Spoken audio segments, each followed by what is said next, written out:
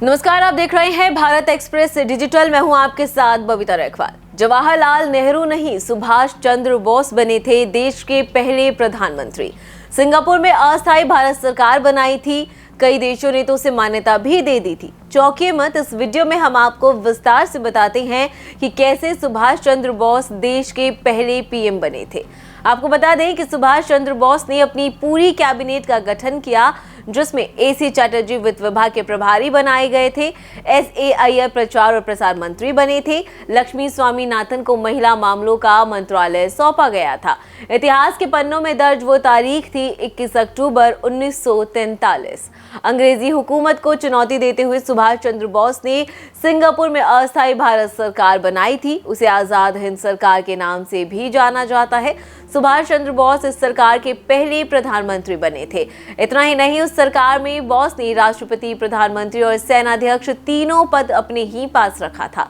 Singapore में अंग्रेजी शासन को चुनौती देते हुए सुभाष चंद्र बोस ने अपनी पूरी कैबिनेट का गठन किया था और उस कैबिनेट में एसी चटर्जी वित्त विभाग के प्रभारी थे, एसए अय्यर प्रचार और प्रसार मंत्री बने, लक्ष्मी स्वामीनाथन को महिला मामलों का मंत्रालय सौंपा गया था। इतना ही नहीं, इनके अलावा आजाद हिंद फौज के कई अधिकारी भी इस कैबिनेट का हिस्सा बने थे। इस सरकार को जर्मनी, जापान, फिलीपींस, कोरिया, चीन, इटली, मांचुकू और आयरलैंड जैसे देशों ने मान्यता भी दे दी थी।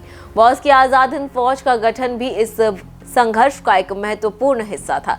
4 जुलाई 1943 को सिंगापुर में रास बिहारी बोस ने आजाद हिंद फौज की कमान सुभाष चंद्र बोस को सौंप दी।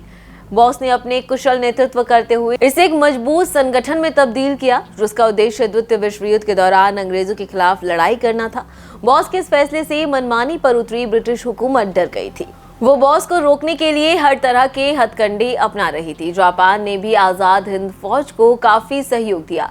सुभाष चंद्र बोस के इस मुहिम में देश के बाहर रह रहे भारतीय भी बड़ी संख्या में शामिल हुए थे।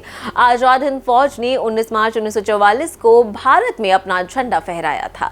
कर्नल शौकत मलिक के नेतृत्व में मणिपुरी सैनिकों ने झंडा फहराया। इसके बाद 6 जुलाई 1944 को रंगून रेडियो स्टेशन से महात्मा गांधी को संबोधित करते हुए सुभाष चंद्र बोस ने अपनी स्थिति स्पष्ट की और उनसे मदद की अपील की थी। 21 मार्च 1944 को चलो दिल्ली के नारे के साथ आजाद हिंद फौज भारत की धरती पर पहुंची। ये भारतीय स्वतंत्रता संग्राम के एक महत्वपूर्ण क्षण थे। नमस्कार।